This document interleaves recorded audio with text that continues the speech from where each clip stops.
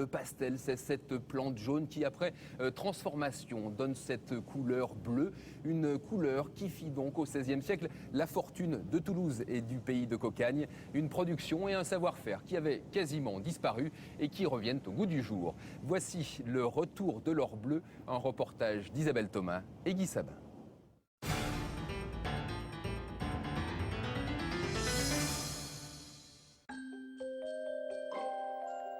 C'est le même bleu que le ciel par beau temps.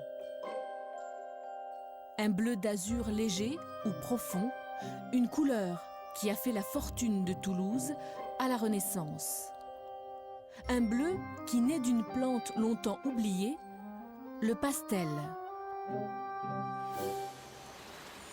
Et première surprise, l'or bleu de Toulouse est d'un jaune flamboyant.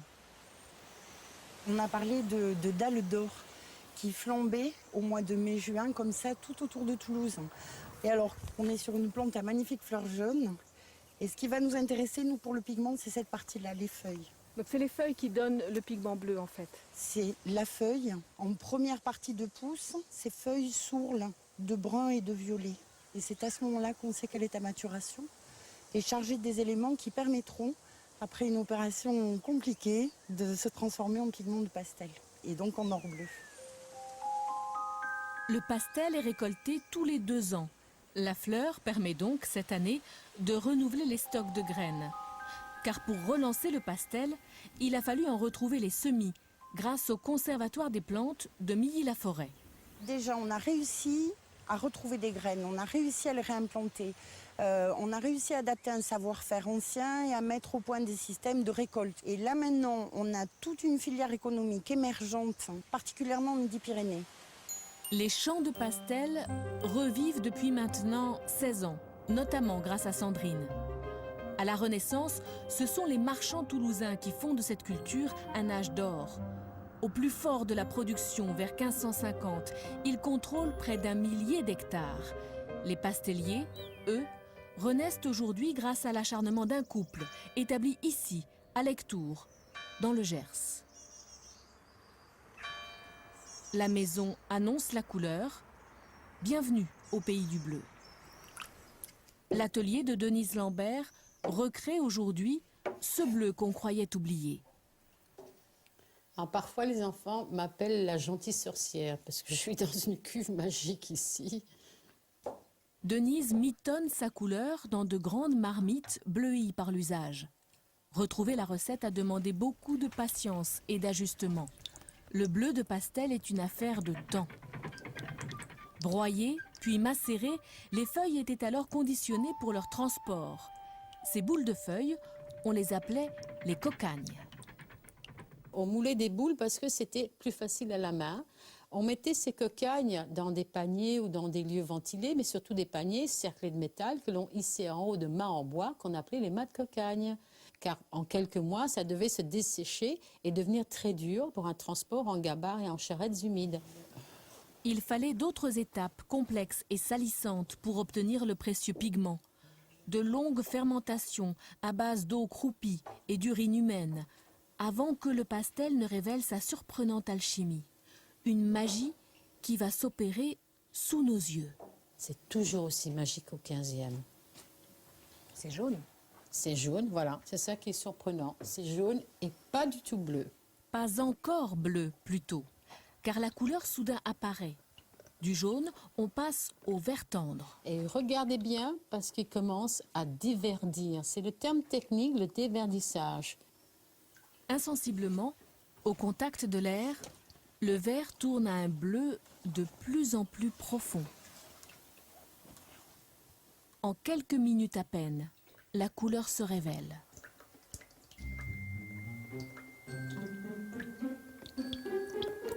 Le temps pour l'étoffe de sécher, goutte à goutte. Et chaque nouveau drap, chaque nouveau bain renouvelle le miracle. Un miracle qui, dès le XIIe siècle, habille la Vierge. Le bleu devient la couleur de Marie et celle des rois de France, depuis que Saint-Louis, au XIIIe siècle, en fait la couleur de la couronne. Le pastel connaît alors un essor fabuleux qui enrichit Toulouse. les marchands de Toulouse bâtissent de véritables fortunes. L'un d'eux se portera même garant pour la rançon de François Ier, prisonnier à Pavie.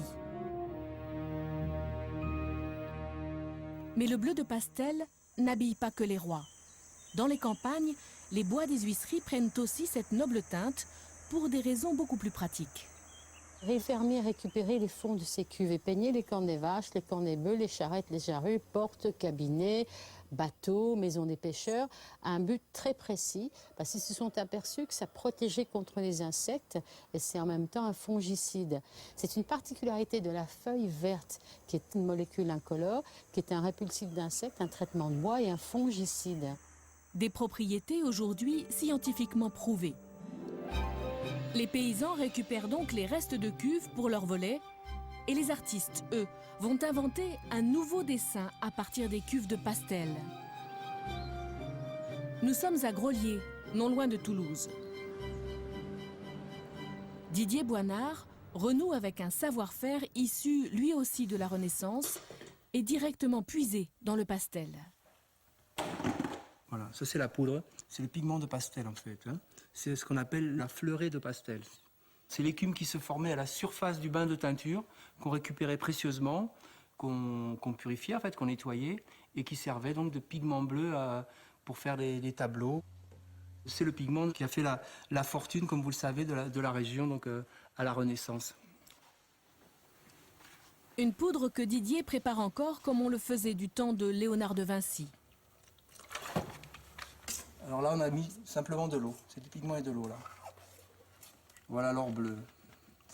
Le fameux or bleu du pays de Cocagne. Voilà. Première étape, le broyage. Indispensable pour affiner encore le pigment et préparer ainsi les couleurs dites extra fines. Autrefois, ce broyage se faisait à la main, avec une pierre plate et une seconde pierre qu'on tenait à la main.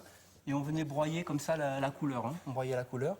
Et d'où l'expression broyer du noir. Parce que quand vous broyez du noir, s'il y en a partout, vous en mettez partout. Et l'expression broyer du noir, ça vient de là. De broyer la couleur en fait. Voilà. Il faut encore lier la préparation et trouver les différents bleus. Ça c'est l'adjuvant.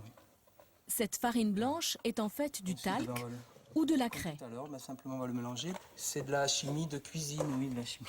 On fait un peu de la pâtisserie quelque part. La recette n'a pas changé depuis 400 ans, ni ses ingrédients. Plus il y aura de poudre blanche et plus mon pastel sera clair. Donc à partir d'un même pigment, on peut dégrader en un certain nombre de tons. Pour le bleu de pastel, on a créé 4 tons. Un nuancier établi par Colbert qui va du bleu naissant au bleu perse, en passant par le bleu mignon et le bleu céleste. Façonnés à la main, les bâtons de couleur acquièrent leur teinte finale après 2 semaines environ de séchage. Alors voilà les fameux bleus du pastel, ici. La gamme des bleus s'est élargie dans la plus pure tradition de la Renaissance. Mais aujourd'hui, le pastel est recherché pour d'autres vertus. Au laboratoire de chimie agro-industrielle de Toulouse, on s'intéresse non pas à la feuille, mais à la graine du pastel.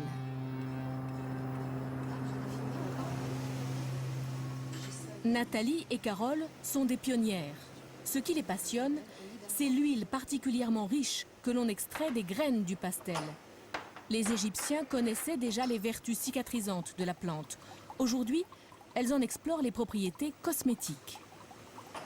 On s'est appuyé sur les données et on s'est aperçu qu'elle avait effectivement une vraie richesse, tout comme d'autres huiles végétales, mais que c'était une source naturelle d'acide gras essentiel qui permet vraiment d'avoir de très bons résultats sur la peau.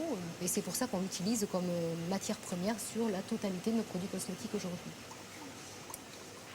De baumes en onguent, Carole et Nathalie donnent au pastel une nouvelle vocation. Une vocation directement issue du patrimoine naturel de la région. Ce patrimoine a pourtant bien failli disparaître. À la fin du XVIe siècle, entre les mauvaises récoltes et les guerres de religion, le pastel ne tient plus ses promesses. Venu du Nouveau Monde, l'indigo le détrône définitivement, jusqu'à ce que Toulouse redonne aujourd'hui sa chance à ce qui fut l'or bleu de Midi-Pyrénées.